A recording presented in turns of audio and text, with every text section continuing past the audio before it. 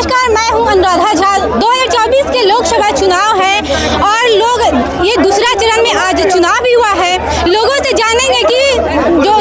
जानेंगे कि 2024 का पीएम कौन, राहुल गांधी या नरेंद्र मोदी। आइए लोगों से जानने की कोशिश करते हैं, किसको देखना चाहते हैं, किसको लाना चाहते हैं। पीएम मोदी को लाना चाहते हैं या बदलाव चाहते हैं? पूरा देश बदलाव की तरफ है। जो लोग महंगाई से त्रस्त हैं, जो 400 साढ़े 400 का सिलेंडर 1200 में ले रहे हैं, बेरोजगारी की जो 46% बढ़ के हो गई बेरोजगारी, उससे लोग त्रस्त हैं। जो लोग इस देश में भ्रष्टाचार, जितने भ्रष्टाचारी भाजपा में मिल के वो शुद्ध हो जा रहे हैं, और जो लोग भाजपा से अलग है उनको ईडी सीबीआई पकड़ के अंदर कर रही है। उन सब नीतियों से जो लोग देख रहे हैं, जो 14 में अदानी 3000 करोड़ का था, आज वो 12 लाख करोड़ का हो गया, 400 गुना उसको प्रॉफिट बढ़ गया है। इसी तरह अंबानी का प्रॉफिट 3-4 गुना। ये पूंजीपतियों को जो बढ़ावा दे रही है, करीब 16 लाख करोड़ इन 10 सालों में पूंजीपतियों का बैंक का लोन माफ हुआ है।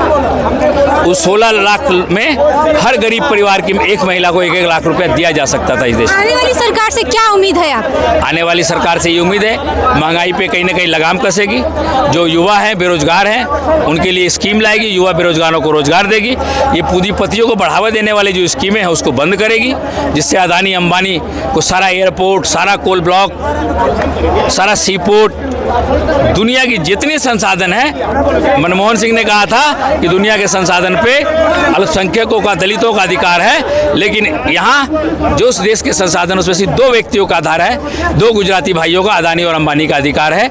और ये पीएम उसके पीए के रूप में काम कर रहे हैं और इस देश की सारी संपत्तियों को उसको देना चाहते हैं, और वो एक दिन लेके विदेश भाग जाएगा। 12 लाख करोड़ हिंडनबर्ग की एक रिपोर्ट आई जिससे उनका शेयर 1.5-2 लाख करोड़ सीधे खसक के आ गया।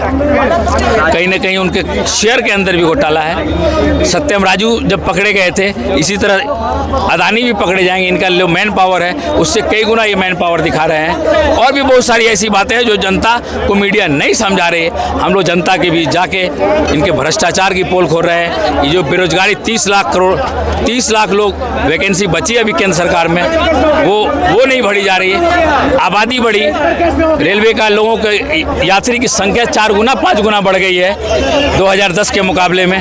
ट्रेन 2010 में जितना था उतना ही अभी है, उसका भी 3 गुना 4 गुना रेलवे में एम्प्लॉय बढ़ाएंगे। पुलिस के अधिकारियों को बढ़ाना है, इससे बेरोजगारों का सृजन करना हो। और एक व्यक्ति सिर्फ अदानी और अंबानी को कॉपरेट करने वाली सरकार नहीं चाहिए। चलिए, आप बदलाव देखना चाहते हैं कि तीसरे बार फिर से मोदी को लाना चाहते हैं? फिर से लाना क्या चाहते हैं? वो आ चुके हैं। लाना होना तो अलग बात होता है। लाना तो कांग्रेस और आरजेडी को है, वो बीजेपी ऑलरेडी आ चुका है। 100% फैक्ट है। अच्छा, बिहार में बेरोजगारी को लेकर क्या कहिएगा? जैसे बिहार में कहा जा रहा है कि 10 सालों में सरकार कुछ नहीं किया है, इस पे क्या कहिएगा? जो कहते हैं उन्होंने क्या कर लिया अपने घर में? उन्होंने जो भी बोल रहे हैं कि बेरोजगारी चरम सीमा पर है, तो आप खुद बताइए हमारे बिहार राज्य में जो व्यक्ति, हम किसी का पर्सनली नाम नहीं लेंगे, व्यक्ति 9वां पास भी नहीं कर पा रहा है, मैट्रिक का एग्जाम नहीं दे पा रहा है, और वो बड़ा आदमी बन चुका है, करोड़ों का संपत्ति है उसके पास। आपको और क्या चाहिए?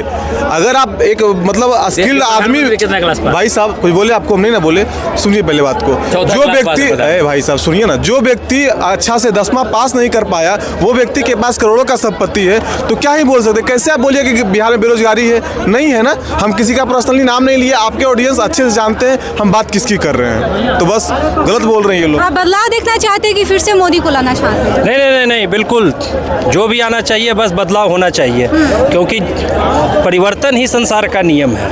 क्योंकि भाई पिछले जो भी 10 साल से जो भी सरकार रहे हैं, चाहे कुछ भी, हमेशा इसमें चाहिए कि परिवर्तन होता रहे, ताकि पब्लिक को भी मौका मिले कि भाई नए सरकार आए, जो भी आए, ताकि उससे सही चीज़ हो सके। माना कहा जा रहा है कि जो 70 साल में कांग्रेस की राज थी, उस समय में बदलाव क्यों नहीं हुआ? नहीं तो हुआ ना, कांग्रेस के बाद भी बदलाव हुई, तो पब्लिक को दिखी कि हाँ भाई बदलाव हुआ। 10 साल उन्हें भी मौका दिया गया, वो भी देखे। अब फिर चाहिए कंटिन्यू, हमारे कभी भी जब हम लोकतंत्र में रह रहे हैं। 70 साल बाद न दिए थे, 70 साल बाद तो ना। वही तो चीज़ है कि जिस समय कोई भी चीज़ था तो मतलब हमेशा, अभी अब जैसे जनता जागरूक हुई है, जनता सब समझ रही है, हमें चाहिए हर वक्त, हर 5 साल में चाहिए कि सरकार बदलती रहनी चाहिए, ताकि कोई भी किसी एक को मौका ना मिले कि बस वही काम करते रहे।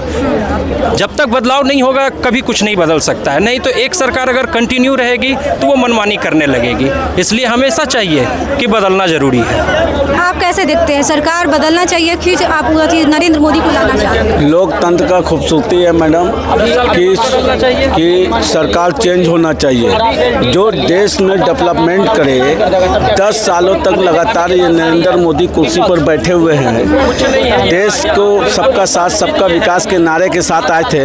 आज देखिए वोट परसेंटेज कितना कम हुआ है, 53% कुछ हुआ है। आज 5 लोकसभा क्षेत्र का चुनाव था बिहार के अंदर में। लोगों का कहीं ना कहीं अब वोटों से दूर हुए हैं लोग। तो ऐसे हालात में लोग डेवलपमेंट खोजता है देश का। तो लोकतंत्र का खूबसूरती है कि चेंज होना चाहिए, एक नया चेहरा आना चाहिए। चलिए और लोगों से जानेंगे कि सरकार चेंज होनी चाहिए। क्या लग रहा है, बदलाव होना चाहिए फिर से आप मोदी को लाना चाहते हैं? बिल्कुल नहीं, बदलाव अभी कोई ऑप्शन ही नहीं है। सामने ऑप्शन रहना चाहिए ना। पक्ष को तोड़ने के लिए एक बहुत मजबूत विपक्ष होना चाहिए, अभी है नहीं। तो राहुल गांधी है? राहुल गांधी वो आदमी है, 10 साल बिना जुबान वाला प्रधानमंत्री भारत झेल चुका है। बिना दिमाग वाला कोई 1 साल झेलेगा बताइए आप? एकदम नहीं। मोदी जी अभी जो काम कर रहे हैं, उनका जो निर्णय है मैनिफेस्टो। बिहार के लिए क्या किए हैं? बिहार के लिए बहुत सारा काम। देखिए सबसे पहले तो बिहार में राज्य सरकार नहीं है, अस्थायी सरकार।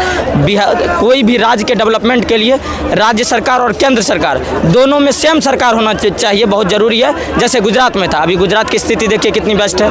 उसके बाद आप कहते हैं मोदी जी जितना काम हो सकता था वहाँ से उतना काम हुआ है। जननायक Karpoori Thakur medical college Madhepura, GMCH Purnia, synthetic track Purnia, उसके बाद जो भी उनका है सम्मान निधि योजना से लेकर के जो भी गैस सिलेंडर से लेकर जो भी योजना है, सब शौचालय जो मिला है सब में बिहारियों का ये है, हक है और सब में मिला है। ऐसा नहीं है कि नहीं मिला है। और देखिए सबसे पहले कि सबसे ज़्यादा जो है राज्य सरकार का ये होता है कि डिमांड होता है संसद। अब यहाँ बिना पढ़े लिखल क्रिमिनल सबको बना कैंडिडेट उतार देता है। ये भी तो कहा जा रहा है कि नरेंद्र मोदी भी पढ़े लिखे नहीं, आपके सामने देखिए बोला है। पढ़े लिखे नहीं होने में और राजनीतिक के लिए साम दाम दंड भेद सब जरूरी है, पढ़ा लिखा नहीं है। फिर भी देखिए आप कहाँ से उठ करके कहाँ चला, इसका मतलब माइंड वेल डेवलप्ड है। ये भी कहा जा रहा है कि जो तेजस्वी यादव है 9वीं फेल है, लेकिन फिर भी राजनीति में लोग पढ़ाई का महत्व नहीं देता है। लोग फिर है ठीक है, आप बोल रहे हैं ना इस बात। अभी कुछ दिन पहले उनके सभा से चिराग पासवान जी को कोई आदमी उनका कार्यकर्ता गाली दे दिया। आपको सफाई में क्या देना चाहिए कि देखिए अगर हमारा कार्यकर्ता या जो भी है, हम उनको सर्च करेंगे फिर उन पर कार्रवाई करेंगे। यहाँ जब पूछता तो कहता अरे हम थोड़ी दिए हैं, तो आपका व्यवहारिक मानसिकता तो आपका ऐसे ही दिख जाता है। उसमें पढ़े लिखे होने की कोई ज़रूरत नहीं है। हम यहाँ आते हैं, आप हमसे मिलते हैं, हमको आप ऐसे नहीं जान सकते कि हम कैसे इंसान हैं। लेकिन आप हमारे शब्दों को देख करके, आप हमारे मर्यादाओं को देख करके हमारे IQ लेवल को टेस्ट किया जा सकता है, हमारे शिक्षा व्यवस्था को टेस्ट किया जा सकता है। वो 9वीं फेल है, इसका प्रमाण वो हमेशा से अपने से देता है, इसमें कोई दो राय। राजनीति में ये परिवारवाद को बढ़ा दिया जाता है या फिर जो मेहनत करके आता है वो बढ़ता है? परिवारवाद मैडम किस पार्टी में नहीं है? आप बता दीजिए कोई ऐसा एक पार्टी के जिसमें परिवारवाद नहीं है। कोई एक पार्टी बता दीजिए आप ही कि कोई जिसमें परिवारवाद नहीं है, चाहे RJD हो चाहे BJP। किसको देना चाहते, फिर परिवर्तन देखना चाहते हैं, फिर से मोदी को लाना चाहते हैं? मैं तो परिवर्तन देखना चाहता हूँ। उसमें शिक्षा है, बेरोजगारी है। परिवर्तन क्यों देखना चाहते हैं? क्या मोदी जी कुछ काम नहीं किए? मोदी जी काम किए हैं कि आपस में एक दूसरे से लड़ा है। अभी भी बात कर रहे हैं, आप भी देख रही होंगे, हिंदू मुसलमान मंगलसूत्र इसका काट के उसका देखे। आप अगर वो काम कर ले रहे तो हर पार्टी में है ना। हाँ तो हम तो बोल रहे हैं कि तू आपको समझना चाहिए ना, आपको समझना चाहिए कि हमको कौन विकास के बात कर रहा है, हम उस पर वोट दें। हमको शिक्षा चाहिए, स्वास्थ्य चाहिए, रोजगार चाहिए, रोड चाहिए, पानी चाहिए, बिजली चाहिए। हमको हिंदू मुसलमान से क्या लेना? कुछ नहीं मिल रहा है क्या? नरेंद्र मोदी जी नहीं दे रहे हैं? क्या दे रहे हैं बताइए? पहले पेट्रोल कितना था? पहले पेट्रोल किसे था? यही रामदेव बाबा बोलते थे कि नरेंद्र मोदी आएंगे तो 35 रुपये लीटर मिलेगा। आज कितना है? पहले डीजल कितना था? अभी महंगाई देख नहीं रही है आप कितना है? आपको भी पता, पहले सिलेंडर 400 में मिलता था, अभी करीब 1000 या 1100 रुपया है। तो आदमी को ये सब हमको दिखाई देता है। भले लोग को हिंदू मुसलमान देता है तो हमको हिंदू मुसलमान से लेना देना नहीं है। अगर यहाँ पे रोड, यहाँ पे कोई मर रहा होगा भूख से, यहाँ पे कोई भूख से जा रहा है कि नरेंद्र मोदी को जाति दे के, जैसे खाने के लिए राशन दे रहा है, पीने के लिए पानी दे रहे हैं, रहने के लिए घर दे रहे, जाति दे के नहीं दे रहे हैं। तो आप उस पर काम वोट मांगिए ना। आप क्यों पूछल जाते हैं मंगलसूत्र, मांस, मछली, पाकिस्तान, हिंदुस्तान, बांग्लादेश, उस पर वोट मांगिए कि मैंने ये काम किया है। काम पे क्यों नहीं वोट मांगते हैं आप जानते हैं कि कुछ काम नहीं किए हैं तो हमको इस पे वोट मिलेगा। तो चलिए आपने सुना, यहाँ पे लोगों का कहना है कि कोई लोग कह रहे हैं कि बदलाव होना चाहिए, तो कुछ लोगों का कहना है कि नरेंद्र मोदी को रहना चाहिए, क्योंकि फिर कुछ लोग कह रहे हैं कि नरेंद्र मोदी जो है मंगलसूत्र पे बात करते हैं, क्यों नहीं विकास पे बात करते हैं। इस वीडियो को लेकर आपकी क्या राय है, आप अपनी प्रतिक्रिया हमें कमेंट बॉक्स में बताएं। आप देख रहे थे, बहुत बहुत धन्यवाद।